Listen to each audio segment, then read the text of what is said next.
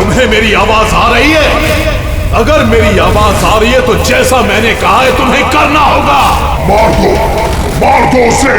मेरा कहा मानो और जो मैंने कहा है वो करो तुम।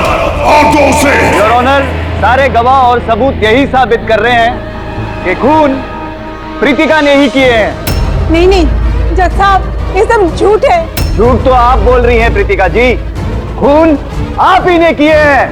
नहीं जज साहब, मैं बेकसूर हूँ जज साहब, निर्दोष हूँ मैं। Your honour, your honour. हाँ मैं सुन रहा हूँ, बोलो क्या कहना है तुम्हें। योर ऑनर, मेरे फाजिल दोस्त नीलेश जी के पास अपने डिफेंस में पेश करने के लिए कुछ है ही नहीं। कोर्ट का कीमती वक्त जाया ना किया जाए। योर ऑनर, कोर्ट का वक्त बेशक कीमती है, लेकिन उससे भी कहीं ज्यादा कीमती है एक बेकसूर इंसान की जिंदगी। मैं साबित कर दूंगा। मेरा कहा मानो और जो मैंने कहा है वो करो। ऑर्डर। फैसला सुनाने से पहले अदालत 2 घंटे के लिए स्थगित की जाती है। That's all.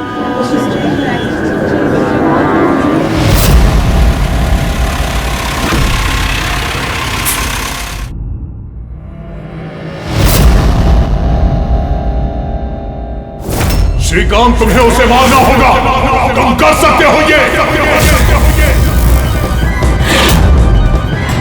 उसे जिंदा रहने का कोई हक नहीं है, उसका मरना जरूरी है। मार दो श्रीकांत।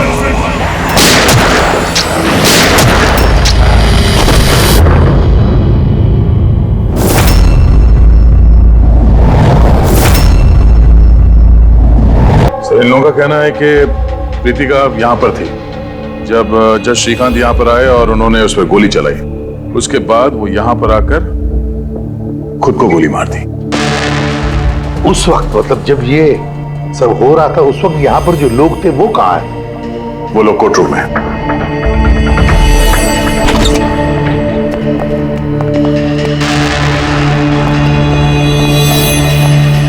जरा डिटेल में बताइए क्या हुआ यहाँ पर।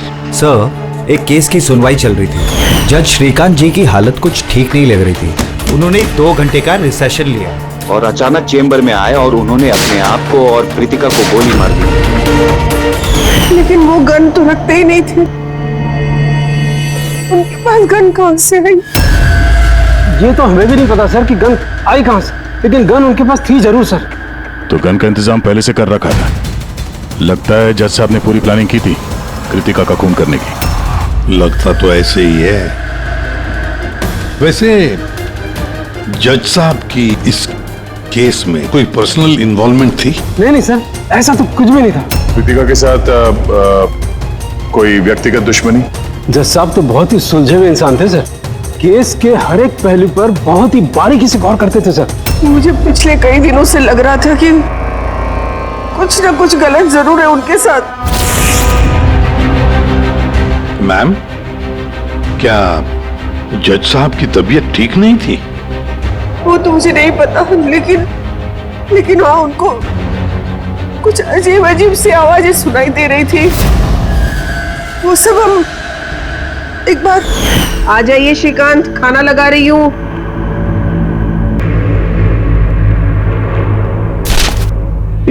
पड़ोसियों की जुबान पे लगा भी नहीं, जब देखो अनाप शनाप बकते रहते। अरे क्या हुआ श्रीकांत, इतना क्यों चिढ़ रहे हो? पहले जाके पड़ोसियों का मुंह बंद करो, नहीं सुननी मुझे उनकी बकवास। कैसी बातें कर रहे हो श्रीकांत? पड़ोसी तो बेचारे पिछले 1 महीने से लंदन गए हुए, और उनकी आवाज यहाँ तक कैसे आ सकती है? कुछ भी बात कर रहे हो आप श्रीकांत। कौशल, पता नहीं श्रीकांत को क्या हो गया है, कुछ अजीब सा बिहेव कर रहे हैं। और पता है तुम्हें, उसे पड़ोसियों की आवाज सुनाई दे रही है, जबकि वो घर बंद है, वहां पे कोई नहीं है। किसे बता रही हो? किसे बता रही हो? और तुम क्या समझती हो? तुमसे झूठ बोल रहा हूं मैं? पूरा बात ऐसे, नाटक बंद करो। बताओ, तुम लोगों ने इस घर में क्या छुपा रखा है? बताओ मुझे, बताओ। मैं सब जानता हूं, सब जानता हूं मैं। तुम मुझे पागल बनाने की कोशिश कर रही हो ना? श्रीकांत, ये तुम्हें क्या हो गया है? हाँ, अपनी हालत देखो क्या बना के रखी है। पर यहाँ पे कोई नहीं है। किसकी आवाज सुनाई दे रही है तुम्हें? सुनाई दे रही है, मुझे उनकी आवाजें सुनाई दे, यही है, यही है। लेकिन मैं किसी की नहीं सुनूंगा, किसी की नहीं सुनूंगा। कहीं उन्हें कोई दिमागी बीमारी तो नहीं थी? नहीं सर, 15 अप्रैल तक तो ठीक थे, लेकिन हम रेड कैंडी हॉस्पिटल गए थे ना, उसके बाद ही ये सब कुछ होने लगा था उनके साथ। Red candy hospital? जी सर, इस हॉस्पिटल में चल के पता करते हैं कैसा क्या हुआ था वहां पे कि ये जज साहब अचानक ऐसा बर्ताव करने लगे। सर, इस केस में आखिर बचा ही क्या है? जिस आदमी ने खून किया उसी ने अपने आप को मार लिया। वही तो पता लगाना है ना फ्रेडी, वही तो पता लगाना है कि एक जज ने अपने सामने वाले आरोपी को गोली क्यों मार दी, खून क्यों किया, और तो और उसके बाद में अपने आप पर भी गोली चलाई, क्यों?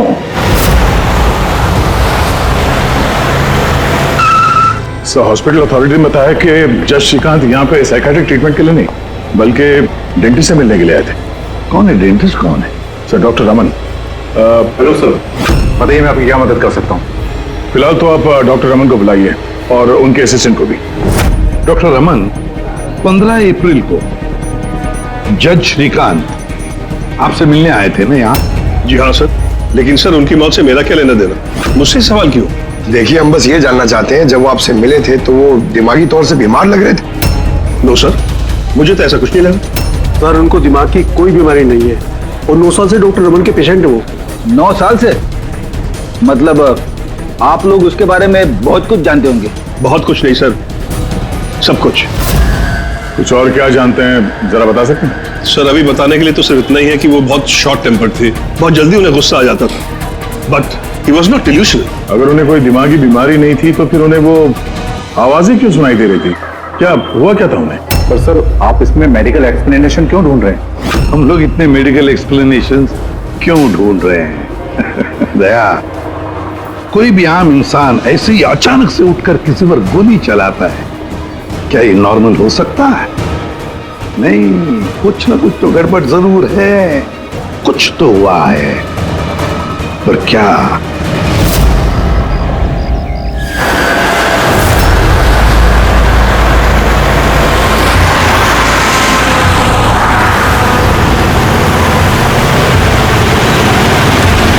वीरेन, तुम बेकार की चिंता करते हो।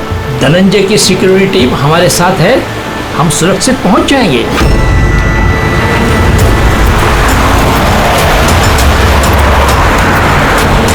वो बात तो ठीक है, लेकिन आपको धमकियां मिल रही हैं। देखो वीरेन, हमारे कामों में धमकियां मिलती रहती है और ऐसी धमकियों से मुझे डर नहीं लगता है। देखो, डर तो मुझे भी नहीं लग रहा, क्योंकि मुझे धनंजय और उसकी टीम पे पूरा भरोसा है।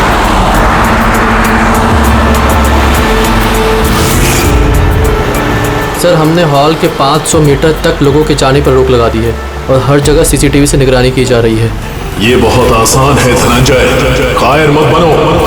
हम जानते हैं इस काम को तुम पूरा करोगे, वो भी अपने हाथों से। तुम सुन रहे हो ना धनंजय, तुम बुज़दिल नहीं हो, नहीं हो तुम बुज़दिल। कायर मत बनो, इस काम को तुम पूरा करोगे। सर, क्या बता रहे थे तुम ब्लॉक बी के अरेंजमेंट के बारे में? सर, मैं ब्लॉक बी के बारे में बात नहीं कर रहा था। सर, आप ठीक है ना? आपकी तबीयत कुछ खराब लग रही है। मेरी तबीयत ठीक है, मैं ठीक हूँ।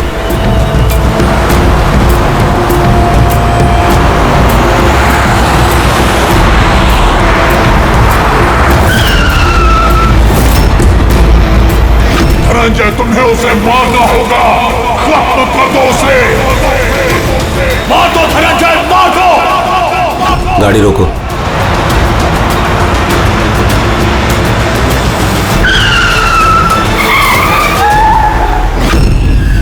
ये इसने गाड़ी क्यों रोक दी? सर, क्या हुआ? शाबाश धनंजय, अपना मिशन पूरा करो, मार दो उसे। याद रहे धनंजय, तुम कायर नहीं हो, तुम ये कर सकते हो। धनंजय यहाँ क्यों आ रहा है? मार दो धनंजय, उसे गोली मार दो, सोचो मत। मैं देखता हूँ। ओके। क्या बात है धनंजय, गाड़ी क्यों रुकवा दी?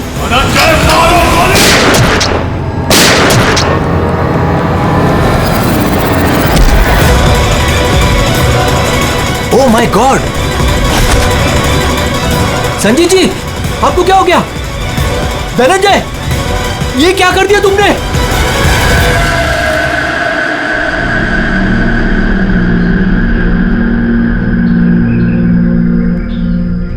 नेताजी के सिक्योरिटी का इंचार्ज वही था? जी सर, धनंजय जी वही इंचार्ज थे। कमाल है सर, जिसे बॉडीगार्ड रखा है उसी ने मार दिया। नेताजी को मारने की कोई खास वजह? सर ये तो धनंजय जी ही बता पाएंगे। ऐसे ही बात बताओ, गोली अंदर मारी या बाहर से? सर बाहर से मारी, कार के। धनंजय, धनंजय, सदमे में लगता है। तुम लोग जा कहाँ रहे थे? सर नेताजी की चिल्ड्रन फाउंडेशन की मीटिंग थी, वहाँ जा रहे थे। हमारी गाड़ी आगे थी और नेताजी की कार पीछे, और मैं धनंजय जी से नेताजी की सिक्योरिटी के बारे में बात कर रहा था, पर ये मेरी बातों में ध्यान नहीं दे रहे थे और कुछ खोए खोए से लग रहे थे सर। इनके चेहरे में एक अजीब सी बेचैनी थी। मैंने उनसे पूछा कि क्या हुआ, तो कुछ बहकी बहकी सी बातें करने लगे। सर जज श्रीकांत के साथ भी तो ऐसा ही हुआ था। कहीं ये दोनों केस एक जैसे तो नहीं है? और कोई साथ में था नेताजी के? वीरेन जी सर। वीरेन जी? जी सर। आप नेताजी के साथ थे ना? हाँ सर, मैं ही था। नेताजी ने आपको कुछ बताया इस धनंजय के बारे में? सर नेताजी हमेशा धनंजय की तारीफ किया करते थे, उनकी जान को खतरा था। अभी कुछ दिन पहले ही धनंजय ने उनकी जान बचाई थी। बड़ी अजीब बात है सर, कुछ दिन पहले जिस आदमी ने नेताजी की जान बचाई, आज उसी ने उनका खून कर दिया। एक गोली मारने के बाद धनंजय ने भागने की कोशिश की? नहीं सर, खुद को गोली मारने की कोशिश की थी। सब बड़ी मुश्किल से सिक्योरिटी वालों ने उन्हें रोका था सर। कमाल है सर, जज श्रीकांत ने खून करने के बाद अपने आप को गोली मार दी, और इसने भी अपने आप को गोली मारने की कोशिश की। काम करते हैं, धनंजय को ब्यूरो ले चलते हैं, वहीं से उससे पूछताछ करेंगे। और फिर एक बात समझ में नहीं आ रही है दया, खून करने के बाद खूनी अपने आप को गोली मार लेता है, क्यों?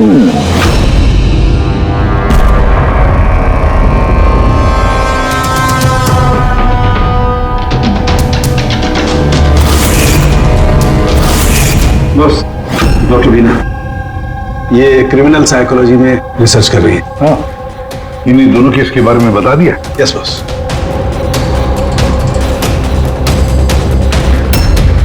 मेरा बेटा कहाँ है? मुझे उससे मिलना है। श्री नेताजी के सिक्योरिटी इंचार्ज धनंजय की माँ। उसे यहाँ क्यों लाए हो? देखिए, आपके बेटे ने नेताजी का खून किया है। जी नहीं, मेरा बेटा किसी की हत्या नहीं कर सकता। वो तो खुद बीमार है, उसकी दिमागी हालत ठीक नहीं है। क्या बीमारी है आपके बेटे को? पिछले कुछ दिनों से उसे कुछ आवाजें सुनाई देती है।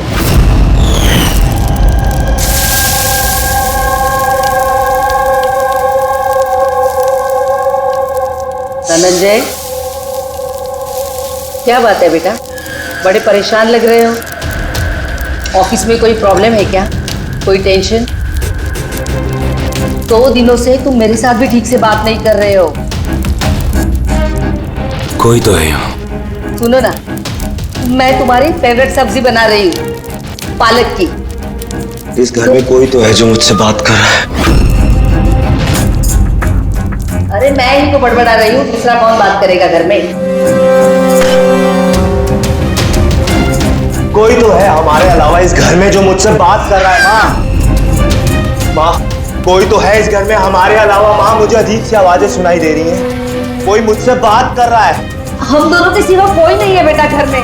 कोई है जो मुझसे बातें कर। बंद हो गई आवाज, फिर से आ रही है। कोई तो है माँ। कोई नहीं है, कोई नहीं है। अरे कोई तो है माँ यहाँ पर। कोई नहीं है बेटा, तुम यहाँ आ जाओ। लगता है तुम्हारी तबीयत ठीक नहीं है, हमें डॉक्टर के पास जाना चाहिए। लेकिन ऐसा तो स्किज़ोफ्रेनिया में होता है। स्किज़ोफ्रेनिया? हाँ, जैसे कि आप सभी लोग जानते हैं कि स्किज़ोफ्रेनिया एक मानसिक बीमारी होती है ऐसे में पेशेंट को बहुत सारी आवाजें सुनाई देती हैं। लोग ना होने के बावजूद भी दिखाई देते हैं और पेशेंट अपने आप को मारने की कोशिश भी करता है। क्या आप मुझे बताएंगे कि इन दोनों पेशेंट की उम्र क्या थी? श्रीकांत जी की उम्र 50 साल और धनंजय 42 साल का। लेकिन इस उम्र में स्किज़ोफ्रेनिया नहीं होता। क्या मैं उनसे मिल सकती हूँ? मुझे पेशेंट से बात करनी है। हाँ बिल्कुल पूर्वी।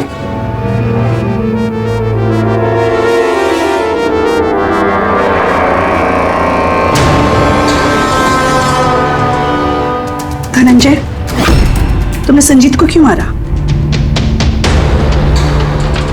मैं कुछ पूछ रही हूँ। धनंजय, तुमने संजीत को क्यों मारा? मुझे कुछ आवाजें सुनाई दे रही थी, ये मुझे उकसा रही थी। कह रही थी कि मैं बुज़दिल हूँ, कायर हूँ, मैं किसी का खून नहीं कर सकता। और उस आवाज ने मुझे इतना उकसाया कि मैंने खून कर दिया।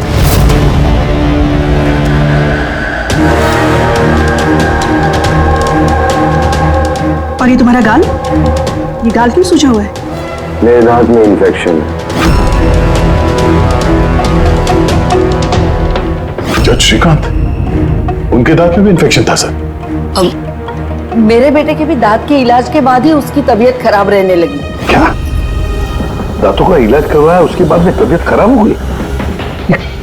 किस डेंटिस्ट के पास इलाज करवा रहा था वो? Doctor Raman, red candy hospital. Red candy hospital गए थे ना, उसके बाद ये सब कुछ होने लगा था उनके साथ। है ना बड़ा अजीब कोइंसिडेंस। धनंजय और श्रीकांत दोनों का भी दांत का प्रॉब्लम, दोनों का डेंटिस्ट भी एक, और ट्रीटमेंट के बाद दोनों की तबीयत भी बिगड़ जाती है। ये कैसा कोइंसिडेंस? गड़बड़ है, बहुत बड़ी गड़बड़ है। इस धनंजय और जज श्रीकांत के दांतों का एक्सरे निकलवाओ, पता तो चले सारा चक्कर है क्या।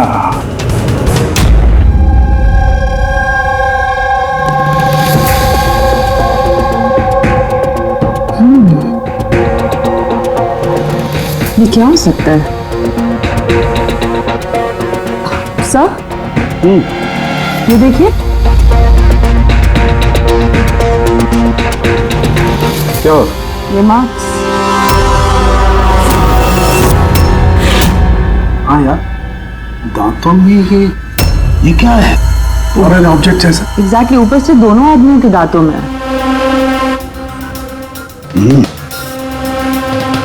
दोनों आदमियों के दांतों में कुछ फॉरेन बॉडी जैसा कुछ।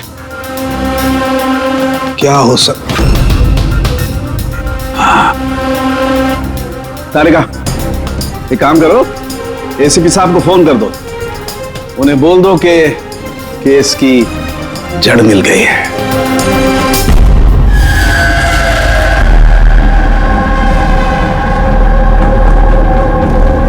ये देखो बॉस, दोनों के दांतों में इस तरीके की चिप। ये तो बग है। हाँ, ये बग ही है। सर, ये तो जासूसी में इस्तेमाल होने वाला ट्रांसमीटर जैसा कुछ है। बॉस, इसके जरिए ही श्रीकांत और धनंजय को वो आवाजें सुनाई देती थी। तो ये चिप ट्रिगर का काम कर रही थी, इसी के जरिए वो उकसाने वाली आवाजें उनके कानों तक पहुंच रही थी और वो लोग किसी की जान तक लेने को मजबूर हो गए। मुझे तो लगता है ये काम डॉक्टर रमन का ही है। उन्होंने ही दांतों की ट्रीटमेंट की थी।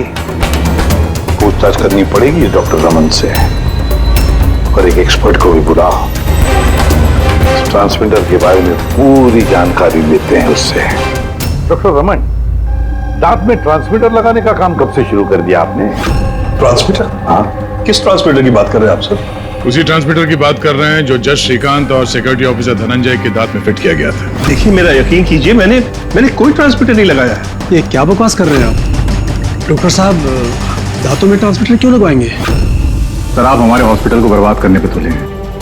डॉक्टर रमन हमारे हॉस्पिटल के जिम्मेदार डॉक्टर हैं सर, ये इस तरह का काम हरगिज नहीं कर सकते। और इस तरह का काम यहाँ पे हुआ तो है।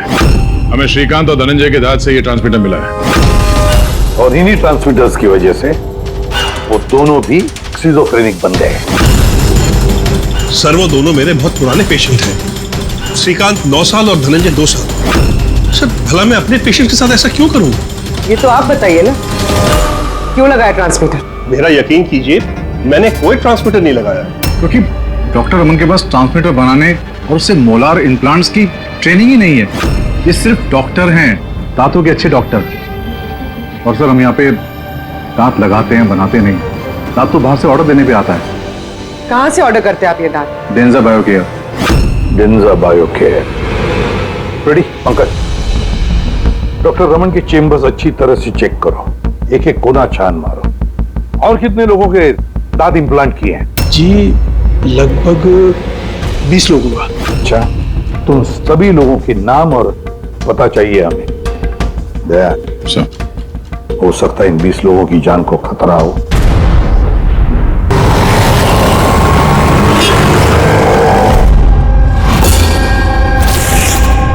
कुछ समझ में आ रहा है? हाँ सर, कुछ कुछ समझ में आ रहा है। यही कि ये ट्रांसमीटर जितना छोटा है उतना ही पावरफुल है। कितनी रेंज है इसकी? सर इसकी रेंज यही कोई 15 से 20 मीटर है। यानी अगर इस ट्रांसमीटर से किसी को कम्युनिकेट करना है तो उसे 15 से 20 मीटर के दायरे में रहना होगा। इसकी फ्रीक्वेंसी हम लोग ट्रैक कर सकते हैं? बिल्कुल ट्रैक कर सकते हैं, लेकिन उसके लिए हमें पहले ये जानना होगा कि ये ट्रांसमीटर कितने हर्ट्ज पे काम करता है। तो पता लगाओ कितने हर्ट्ज पे काम करता है ये, क्योंकि फ्रीक्वेंसी हमारे लिए बहुत जरूरी है। जहां पर ये फ्रीक्वेंसी एक्टिव होगी वहीं पर हमारा खोज ही होगा।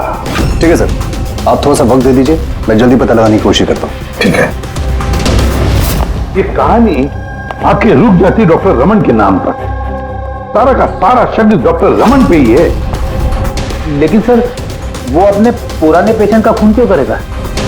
हाँ सर, हॉस्पिटल एडमिनिस्ट्रेटर बता रहा था कि ऐसा ट्रांसमीटर बनाने की काबिलियत डॉक्टर रमन में नहीं है। तो शक के घेरे में तो ये कविता और वीरेंद्र भी है। हो सकता है इनमें से किसी ने मारा। हो सकता है, बिल्कुल हो सकता है, लेकिन ये जो भी है वो 15 और 20 मीटर के दायरे में ही काम कर रहा है। उन 20 लोगों के बारे में क्या पता चला? नहीं सर, उनका आपस में कोई कनेक्शन नहीं है। यहाँ तक कि श्रीकांत और धनंजय ये भी एक दूसरे को नहीं जानते थे। फिर भी अभी उन 20 लोगों से जाकर मिलो, उनसे पूछो क्या उनके साथ भी वैसे हो रहा था जैसे धनंजय और श्रीकांत के साथ हो रहा था क्या? और एक बात, लॉर्ड चेंबर और चेंबूर, पता लगा वहां पर कितने सेलफोन एक्टिव थे उस खून के दौरान। और देख, उस दांत बनाने वाली कंपनी में जाकर पूछताछ करो, देखो कौन हो सकता है जो दांत में ट्रांसमीटर फिट कर सकता है।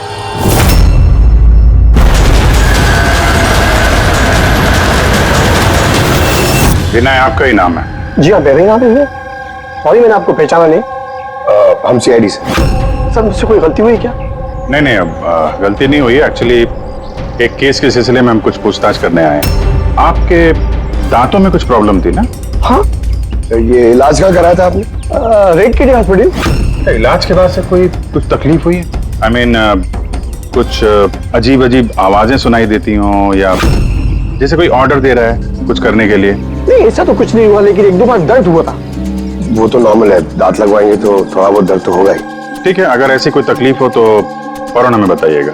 और हाँ, किसी अनजान आदमी के बहकावे में नहीं आना है और किसी के बुलाने पे किसी अनजान जगह नहीं जाना है। ओके जी, ध्यान रखिएगा। जी सर। डॉक्टर रमन बहुत अच्छे हैं।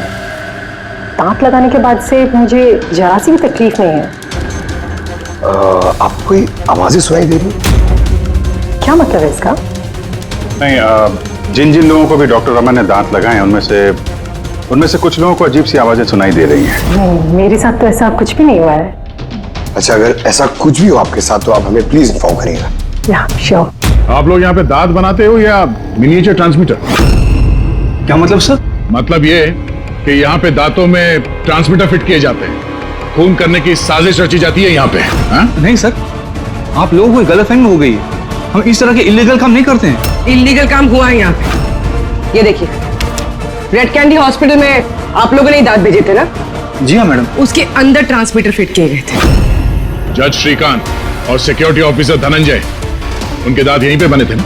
एक मिनट सर, मैं चेक करता हूँ।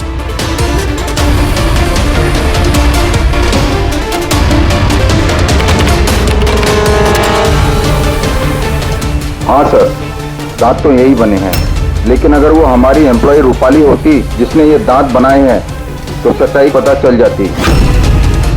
कहाँ है आपकी वो एम्प्लॉय रूपाली? वो तो कल रात गुजर गई। कैसे गुजर गई? उसे अस्थमा अटैक हुआ था, लेकिन हैरानी की बात तो ये है कि उसे कभी अस्थमा था ही नहीं। जी हाँ सर। उसके घर का एड्रेस देना सर।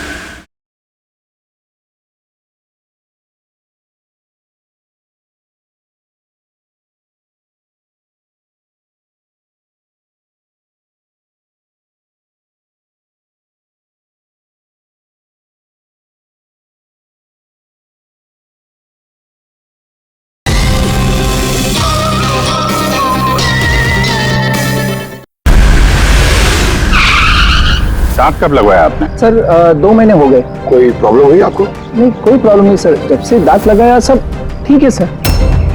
कुछ आवाजें सुनाई दे रही हो अजीब अजीब सी? नहीं सर, हुआ क्या सर? देखिए, रेड कैंडी हॉस्पिटल में जितने लोगों ने भी ट्रीटमेंट कराया उन्हें कुछ प्रॉब्लम्स हो रही हैं और उनमें से 2 जन की तो मौत भी हो चुकी है। सर मैं मरना नहीं चाहता सर। नहीं, आप घबराइए मत, ऐसा कुछ नहीं है। आपको कभी भी ऐसी कोई प्रॉब्लम हो कि कुछ अजीब अजीब सी आवाजें सुनाई दे रही हो या फिर कोई ऐसा आदमी दिख रहा हो जो है नहीं, मतलब दूसरे बोल रहे हैं कि किससे बात कर रहे हो, तो अगर ऐसा कभी हो तो फौरन हमें कांटेक्ट करिएगा। और कितने लोग बचे पंकज? सर चेक करने के लिए और 5 लोग बचे हैं सर। 5 को भी जल्दी से जल्दी चेक करना होगा। क्या पता उस हत्यारे का अगला निशाना इन्हीं में से कोई हो। हाँ सर।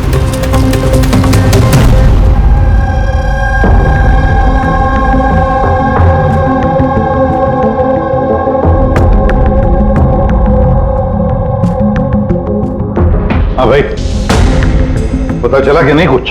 सर मैं ऑलमोस्ट पहुंच गया, बस थोड़ी सी देर और सर। सर जज श्रीकांत और संजीत का संबंध है सर। अच्छा, कैसा संबंध है? सर ये केस फाइल देखिए। 2009 में एक डॉक्टर रिसर्च कर रहे थे, लेकिन उसकी ग्रांट नेताजी संजीत ने कैंसिल कर दी। और इस डॉक्टर का प्रैक्टिस करने का लाइसेंस कैंसिल किया नेताजी संजीत ने और उसे सजा सुनवाई जज श्रीकांत। नाम है डॉक्टर ललित। सर ये डॉक्टर ललित है कौन? पता लगाना पड़ेगा ये डॉक्टर ललित है कौन और किस बात पर रिसर्च कर रहा था। तो आपकी बेटी ने टूथ इम्प्लांट करवाया था? हाँ, अभी 2 दिन पहले ही कराया था इम्प्लांट रेड कैंडी हॉस्पिटल से। सर जिस दिन से टूथ इम्प्लांट करवाया है अजीब अजीब बातें करती है और बहुत डरी हुई भी है। मॉम क्या हुआ, कुछ चाहिए? कोई आया क्या घर में? कोई भी तो नहीं। नहीं मॉम, कोई तो है घर में। मैं हूँ, तुम हो और पापा तो हांगकांग में है और कोई आएगा तो बेल बजाएगा ना। बेल भी तो नहीं बजी है। पता नहीं मॉम क्या हो रहा है, जब से सोकर उठी हूँ ऐसा लग रहा है कि घर में कोई है और मेरे बारे में अजीब अजीब सी बातें कर रहे हैं मुझसे। समझ में नहीं आ रहा है। मेरी तबीयत तो ठीक है। कोई सपना देखा क्या? नहीं मॉम, कोई सपना नहीं देखा। लगता है मेरे कान बज रहे हैं। मॉम प्लीज एक काम करो, मुझे 1 कप चाय दे दो मेरे रूम में, मेरा सर घूम रहा है। तो अभी जिया कहाँ है? उसे मैंने साइकियाट्रिस्ट के पास भेजा है, बैंड्रा। देखिए आप उस साइकियाट्रिस्ट का एड्रेस दीजिए, हमारा अभी उससे मिलना बहुत जरूरी है। नंबर ले लो।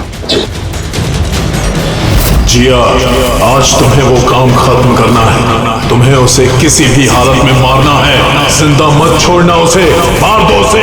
आज उसका अंत होना ही चाहिए।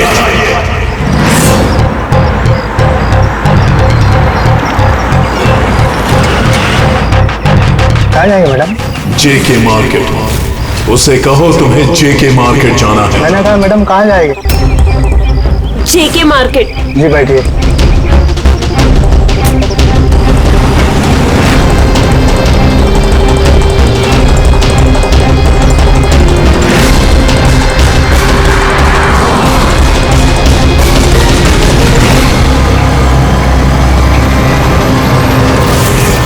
तुम डरपोक हो तुम, कुछ नहीं कर सकती तुम, 1 नंबर की डरपोक हो।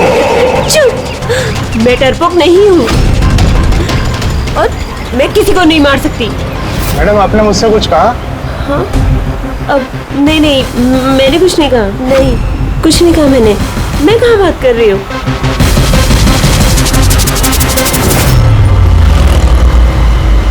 जिया, तुम्हें उसे मारना होगा। तुम उसे जिंदा नहीं छोड़ सकती। तुम्हें उसे मारना होगा जिया, मारना होगा तुम्हें। नहीं, मैं किसी का खून नहीं करूंगी, किसी का भी नहीं। अरे भैया, गाड़ी क्यों रोक दी? मैडम, गाड़ी आगे नहीं जाएगी। क्यों नहीं जाएगी? मैंने कहा ना मैडम, गाड़ी आगे नहीं जाएगी। अगर ले जाना ही नहीं था तो बैठाया क्यों? मैडम, आप उतरती है या मैं गाड़ी से उतर जाऊं?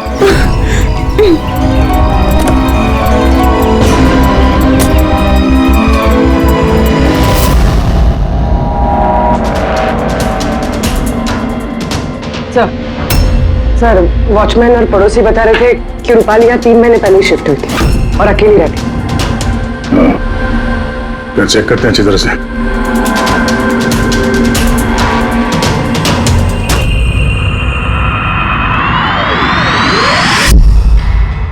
ये क्या है?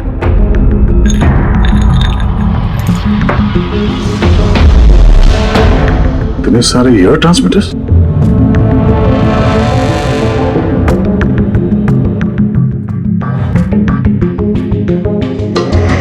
ये डॉक्टर रमन की पेशेंट्स की पूरी डिटेल्स भी है इसमें। ये देखो। सर, ये जिया तो वही है जिसके बारे में अभिजीत सर ने हमें बताया था। सर, ये रूपाली, ये कहीं किसी की कठपुतली तो नहीं थे? हो सकता है, शायद कोनी को पता चल गया होगा कि हम लोग रूपाली तक पहुंच जाएंगे, इसलिए मार दिया उसे।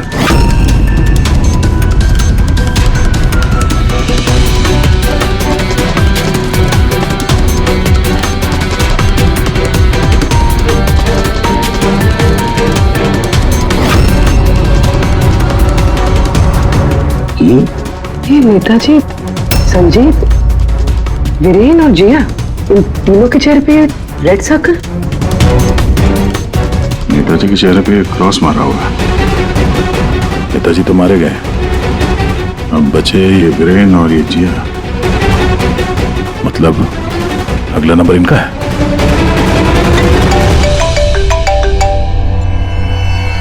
हाँ जी, ये जिया साइकेट्रिस्ट से मिलने के लिए गई थी, लेकिन वहां पहुंची ही नहीं है। अच्छा, हमें यहाँ रूपाली के घर में एक तस्वीर मिली है जिसमें नेताजी, संजीत, वीरेन और जिया है। ये नेताजी के चेहरे पे तो क्रॉस मारा हुआ है, पर इन दोनों के चेहरे पे लाल पेन से सर्कल बना हुआ है। कहीं ऐसा तो नहीं कि ये जिया वीरेन को मारने के लिए गई है? एक काम करो, तुम वीरेन को अलर्ट करो, पता करो वो कहाँ है। तब तक मैं जिया की लोकेशन ट्रैक करता हूँ और हम लोग मिलते हैं। ओके? या सर, वीरेन को फोन लगाना।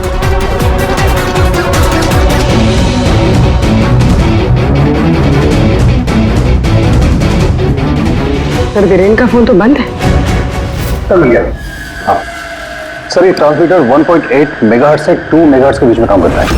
ग्रेट, 1.8 मेगाहर्ट्ज से 2 मेगाहर्ट्ज पर।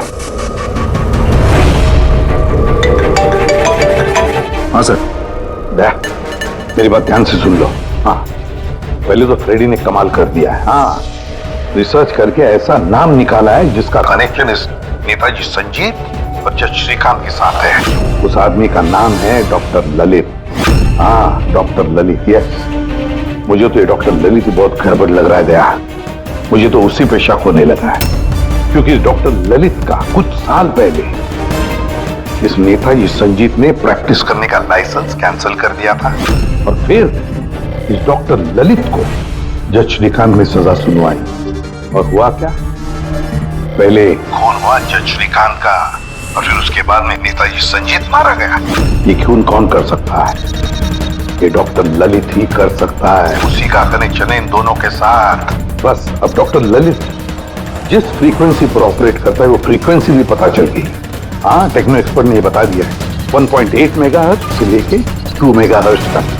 बस अब इस फ्रीक्वेंसी पर हम टैप करेंगे डॉक्टर ललित को, पता चलेगा ये डॉक्टर ललित किस किस से बात करता है और क्या बातें करता है। और दया, ये रेडियो फ्रीक्वेंसी 1.8 मेगाहर्ट्ज से 2 मेगाहर्ट्ज हमारे सारे पुलिस स्टेशन और रेडियो वैन्स को बता दो। अब देखते हैं कब तक भागता है ये डॉक्टर ललित।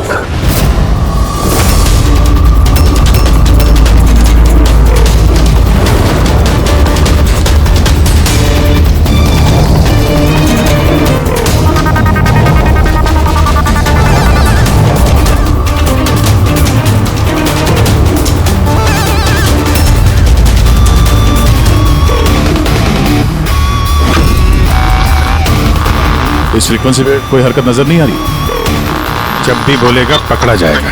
पूरी मुंबई इस फ्रीक्वेंसी को हर 5 किलोमीटर में ट्रैक कर रही है। अगर जिया वीरेन को मारने निकली है तो वो खूनी 1.8 या 2 पे जरूर आएगा।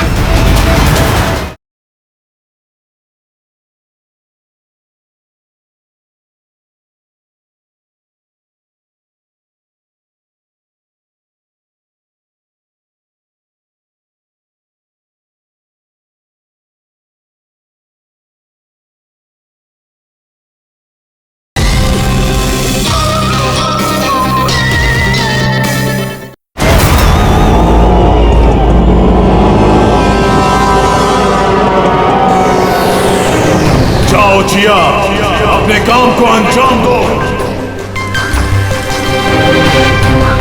ये कौन हो सकता है जो संजीत के खूनी के बारे में मुझे बताने के लिए यहाँ बुलाया है? जिया, उसे मारना होगा तुम्हें। उसे जिंदा रहने का कोई हक नहीं है।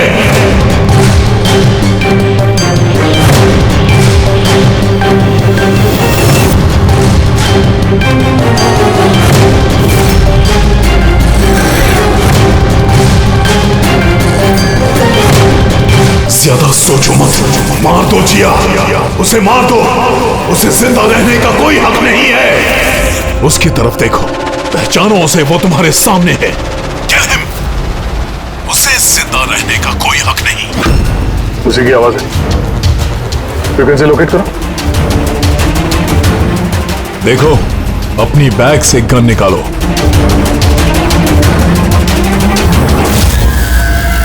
जिया, तुम कायर नहीं हो।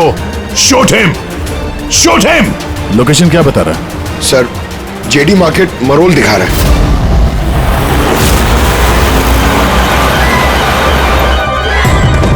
कम ऑन जिया, मारो, मारो उसे। सर, ये क्या हो रहा है? ये मुझे क्यों मारना चाहती थी? किसी ने मुझे फोन करके बुलाया कि संजीत की खूनी के बारे में बताने वाली थी। घबराइए नहीं, ये सब एक प्लान था। आप अभी सेफ है, आप जा सकते हैं। Okay sir, thank you. तो खूनी यहीं कहीं होगा। भीड़ में मिक्सअप हो गया है। सिग्नल यहीं है, देखते हैं।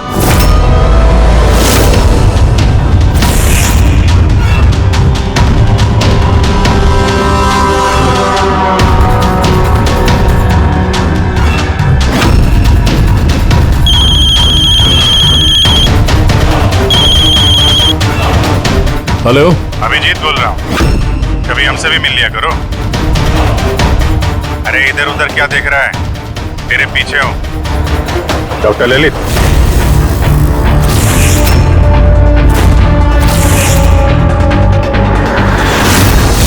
हॉस्पिटल के एडमिनिस्ट्रेटर पवन। मुजरिम चाहे कितने भी नाम बदल ले, चाहे कितने भी भेस बदल ले, एक ना एक दिन शिकंजे में फंस ही जाता है। क्यों? चलो।